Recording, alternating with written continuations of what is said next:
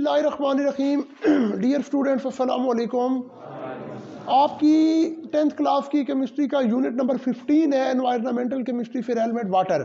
ये पूरा यूनिट हमने ख़त्म कर लिया था। इसके आपके रिड्यूस सिलेबस के अंदर जितने भी इंपॉर्टेंट क्वेश्चन शामिल हैं, शॉर्ट और लॉन्ग, उनको हमने देख लिया था। अब इस चैप्टर की कुछ इंपॉर्टेंट सेल्फ असेसमेंट्स हैं, आज की इस वीडियो के अंदर हम उनको देख लेते हैं। तो क्योंकि सेल्फ असेसमेंट्स जो है ना, वो आपके फेडरल बोर्ड के और पाकिस्तान की जितने भी बोर्ड हैं उनकी रिड्यूस सिलेबस के अंदर शामिल है। तो इसमें सेल्फ असेसमेंट 15.1 जो है ना, ये इतनी इंपॉर्टेंट नहीं है, इसको आप बिल्कुल छोड़ दें, बिल्कुल सिंपल सी है। इसमें उसने आपसे पूछा है कि list house hold industrial and agricultural uses of water.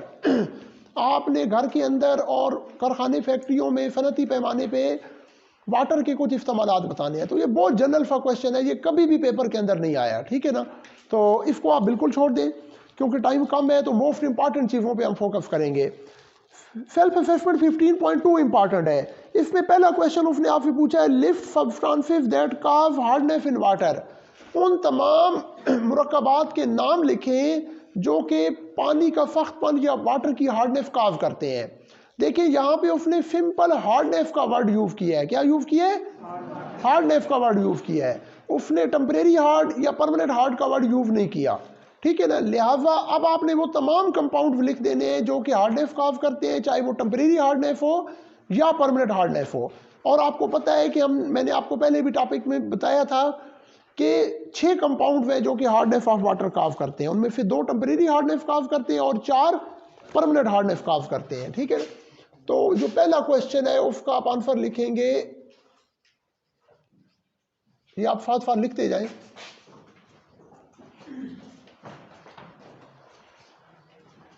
There are 6 substances that cause hardness of water। फिर एक लिस्ट की फॉर्म में आपने क्या करना है, इन सब के नाम लिख देने हैं। ये कौन कौन से हैं जी? Calcium hydrogen carbonate CaHCO3 whole twice,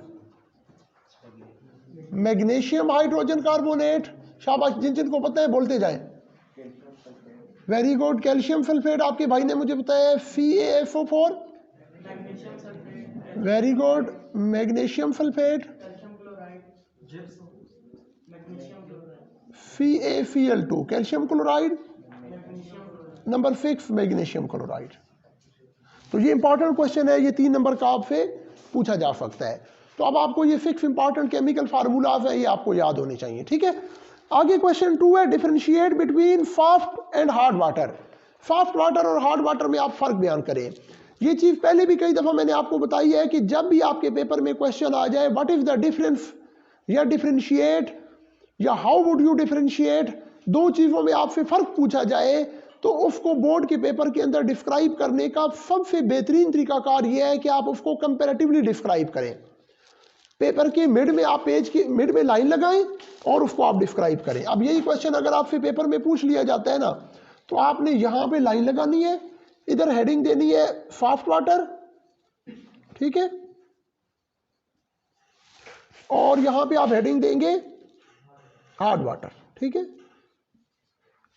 heading black pointer से या ब्लू पॉइंटर से दें, ठीक है, ब्लू मार्कर से दें। तो इसकी डेफिनेशन आपने पढ़ी हुई है कि the water,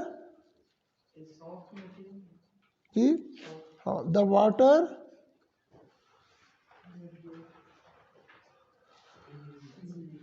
that gives lather easily with soap does not, third person singular है, and does not form scum is called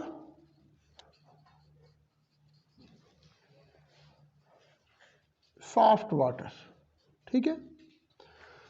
जबकि हार्ड वाटर का आप लिखेंगे कि the water that give little water, little lather, the water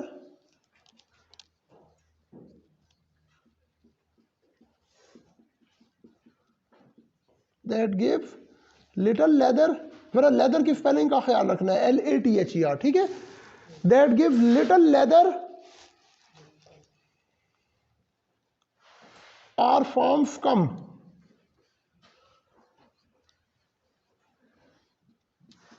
with soap is called hard water. यानी ऐसा पानी जिसके अंदर झाग बकसरत पैदा होता है और फुटकियों के अंदर साबन नहीं बढ़ जाता, उसको आप सॉफ्ट वाटर कहते हैं या नॉर्मल वाटर कहते हैं। और वो वाटर जिसके अंदर पानी जो है साबन से हाथ धोते हुए साबन के साथ स्कम्स के अंदर फुटकियों में बढ़ जाता है और झाग नहीं पैदा होता या बहुत ही कम बनता है, उसको आप क्या कहते हैं? हार्ड वाटर कहते हैं जी। तो ये पेज नंबर 131 था आपका। आप आगे निकालें पेज नंबर 133 के ऊपर सेल्फ असेसमेंट है 15.3।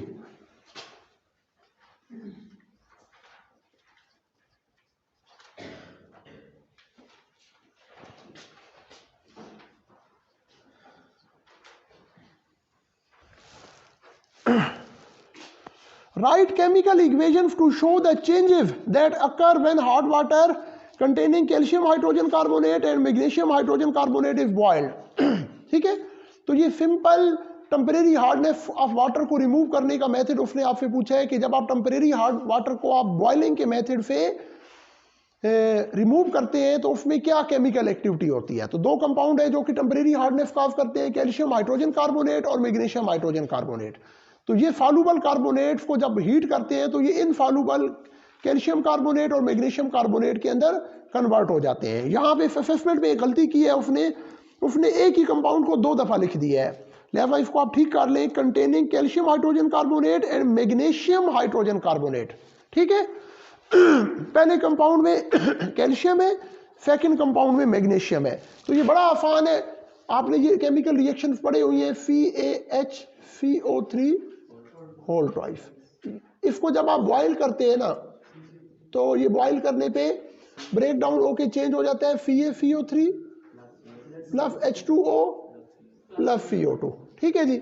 इसी तरह मैग्नीशियम हाइड्रोजन कार्बोनेट है, उसको जब आप ब्रेक डाउन करेंगे बॉयल करेंगे तो बॉयल होने पे वो ब्रेक डाउन हो जाएगा, डिकम्पोज हो जाएगा और उसके डिकम्पोज होने से मैग्नीशियम कार्बोनेट बनेगा, वाटर बनेगा और कार्बन डाइऑक्साइड बनेगा। ठीक है, और ये दोनों कंपाउंड जो है ना, calcium carbonate and magnesium carbonate, these are insoluble in water.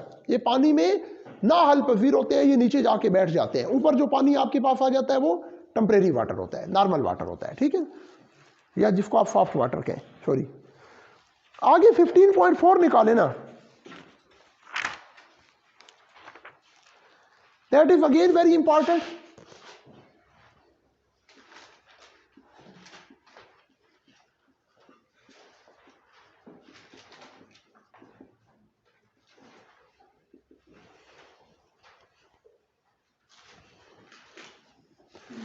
बेटा इसके अंदर आपको कुछ इंपॉर्टेंट केमिकल इक्वेशंस दी गई हैं and you have to complete these chemical reactions. These are very important reactions, आपके बोर्ड के एग्जाम में अक्सर आपसे पूछ लिए जाते हैं। ठीक है, तो आपने इनको कंप्लीट करना है।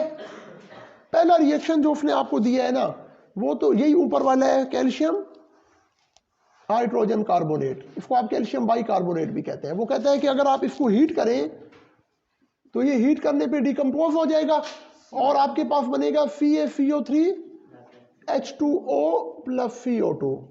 अगेन आप में से बहुत सारे बच्चे केमिकल फार्मूला लिखते हुए, केमिकल इक्वेशन लिखते हुए मिस्टेक करते हैं। ऑक्सीजन को आप स्मॉल लेटर में लिख देते हैं, तो मेहरबानी फरमा के ऑक्सीजन हमेशा पूरी केमिस्ट्री में जहां भी O का वर्ड आता है वो कैपिटल आता है। ठीक है, ऑक्सीजन के लिए जो सिंबल लिखते हैं वो कैपिटल O लिखते हैं। कोबाल्ट एक एलिमेंट है जिसकी सिंबल CO लिखते हैं, उसमें O स्मॉल होता है, लेकिन वो शायद पूरी बुक में आपकी कहीं भी नहीं आया मेरे ख्याल में। ठीक है ना, तो ऑक्सीजन जहां जहां आ रही है, बार बार आ रही है, तो O को कैपिटल लिखना है। अगर O स्मॉल लिखा तो बोर्ड में नंबर नहीं देंगे आपको।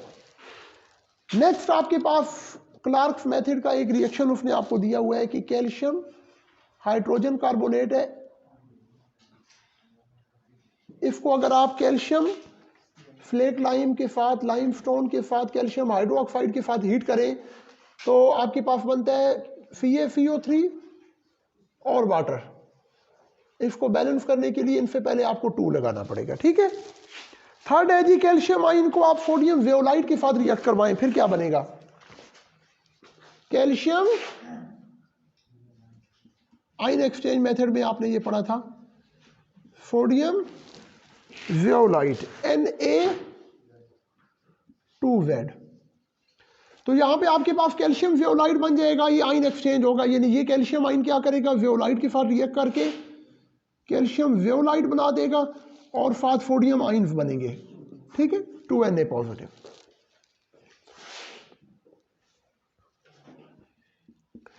एक और रिएक्शन उसने आपको दिया है, मैग्नीशियम आयन और सोडियम वेओलाइट का रिएक्शन। मैग्नीशियम आयन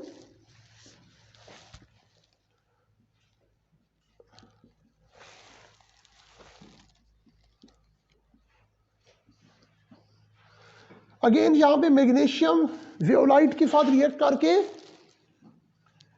मैग्नीशियम वेओलाइट बना देगा और साथ आपके पास सोडियम आयन्स बनेंगे। और ये वेओलाइट मैंने आपको बताया था कि ये complex inorganic natural ion exchanger होते हैं। Calcium aluminium silicate, calcium aluminium और सिलिकेट के कंपाउंड्स के ऊपर मुश्तमिल ये कंपाउंड होते हैं, ठीक है। आगे फिफ्थ है जी, मैग्नीशियम आयन और कार्बोनेट आयन। मैग्नीशियम आयन आपका कीटाइन है और कार्बोनेट आयन आपका इनाइन है। जब इनका रिएक्शन होता है तो हमारे पास मैग्नीशियम कार्बोनेट बन जाता है, MgCO3। Very simple reaction. और लास्ट में उसने आपको दिया है कैल्शियम आयन और कार्बोनेट आयन। तो कैल्शियम आयन को जब आप कार्बोनेट आयन के साथ रिएक्ट करवाएंगे, ये आपका कीटाइन है कैल्शियम आयन, और कार्बोनेट आयन इनाइन है। Positively charged species known as cation and negatively charged species known as anion. तो आपके पास जो कंपाउंड बन जाएगा वो है कैल्शियम CaCO3, ठीक है जी, पास करें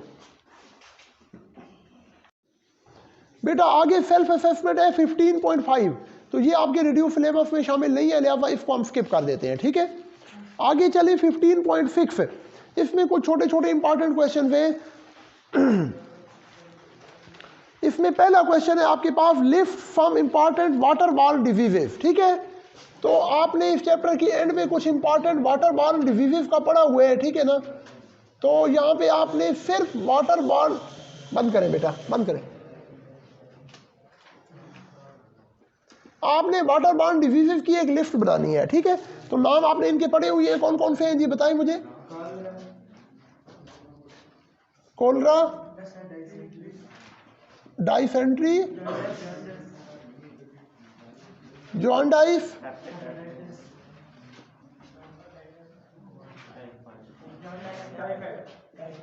हेपेटाइटिस, टाइफाइड। बस आप 4-5 नाम लिख लें, इट्स एनफ, ठीक है। जस्ट आपने इनकी लिस्ट पूछी है, ठीक है। आगे क्वेश्चन 2 है, list sources of waterborne diseases, कि पानी से पैदाशुदा जितनी भी बीमारियां हैं इनके जराए कौन कौन से हैं। तो इनके दो बड़े जराए हैं, एक तो हाउस होल्ड वेस्ट और दूसरा इंडस्ट्रियल वेस्ट, यानी घरों से जितना कूड़ा करकट या गंद निकलता है वो सारे का सारा जो है ना ये बीमारियां फैलाने की वजह बनता है वाटर बॉर्न डिजीज का। या फिर जो कारखानों फैक्ट्रियों से वेस्ट मटेरियल निकलता है उनका जो फुजला निकलता है, ठीक है। तो आपने इसका आंसर लिखना है, there are 2 sources of waterborne diseases, there are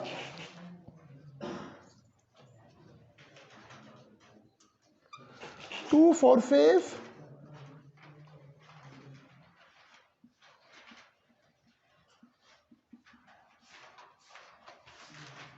of waterborne diseases.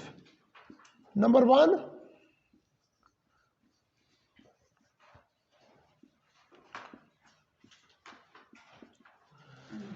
household waste. Number 2,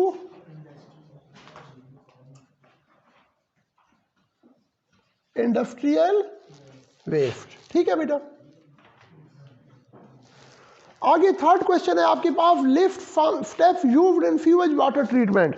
देखिए ये दो टॉपिक आपके पेपर में नहीं है, सीवेज वाटर ट्रीटमेंट के और रॉ वाटर ट्रीटमेंट के, लेकिन जब उसने स्टेप्स पूछे हैं तो मैं चाहता हूं कि ये असेसमेंट हमारी पूरी हो जाए तो आप इनके स्टेप्स अभी लिख लें, ठीक है। steps involved in sewage water treatment.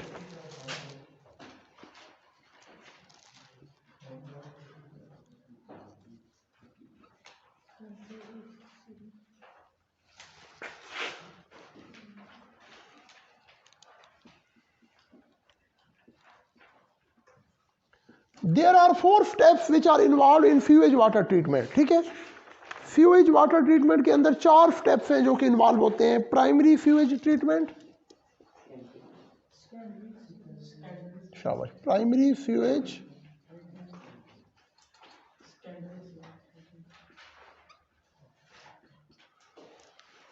फिर आपके पास है secondary,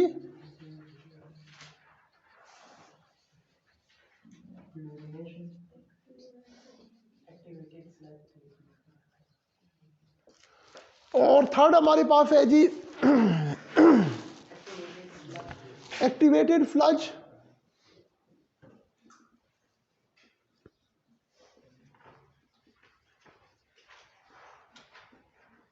activated sludge treatment.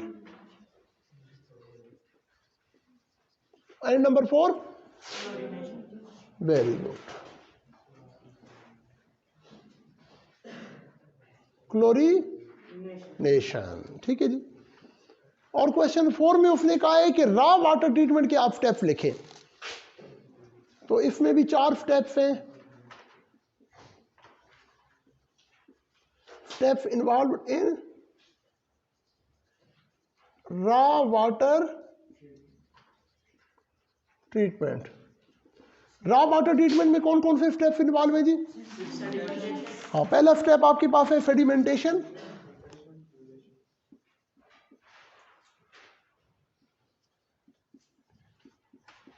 Sedimentation, coagulation,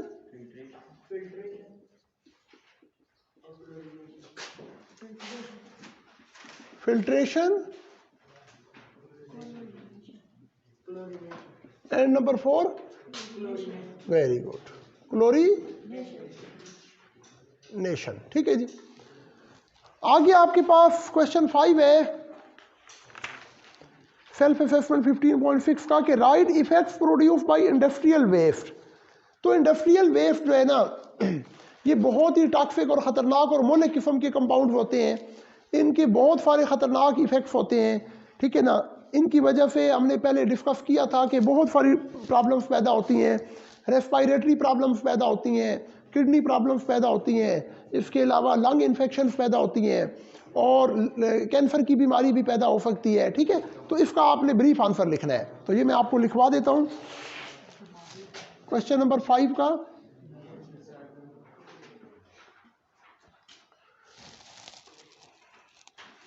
industrial waste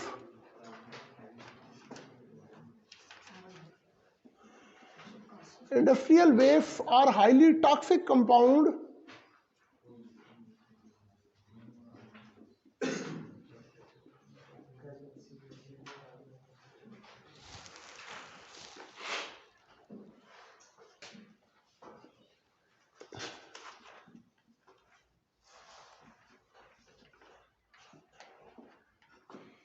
these compounds also contain heavy metals. Also contain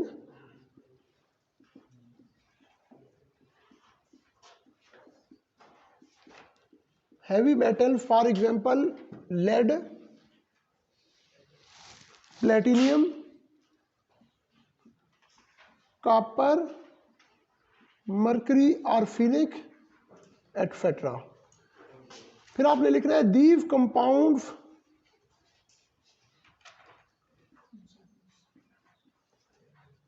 cause serious problems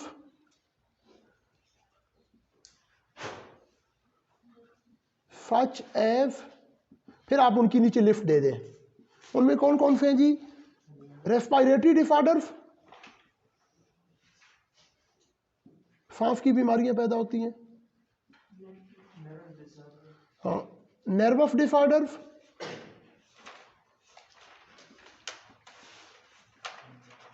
ठीक है जी. हाँ, हाई ब्लड प्रेशर, शाबाश, वेरी गुड। सोचिए ये सारी आपने पढ़ी हुई है। हाई ब्लड प्रेशर,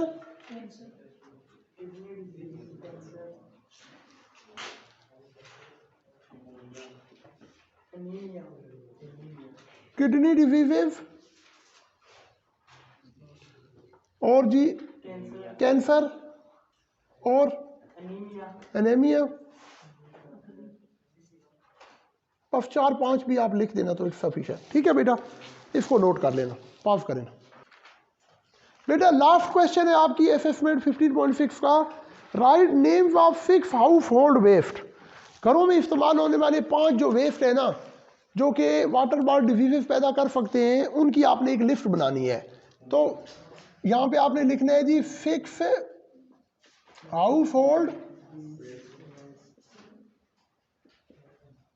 जी आपके माइंड में है कोई? बताएं, शाबाश। चलो ह्यूमन वेस्ट लिख दिया। हाँ शाबाश, ह्यूमन, एक एक बताते जाए ना। Human waste, animal waste,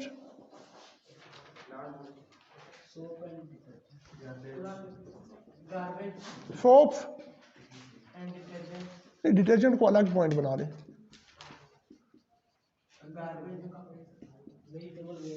garbage, और बेटा पेंट्स एंड ऑयल्स,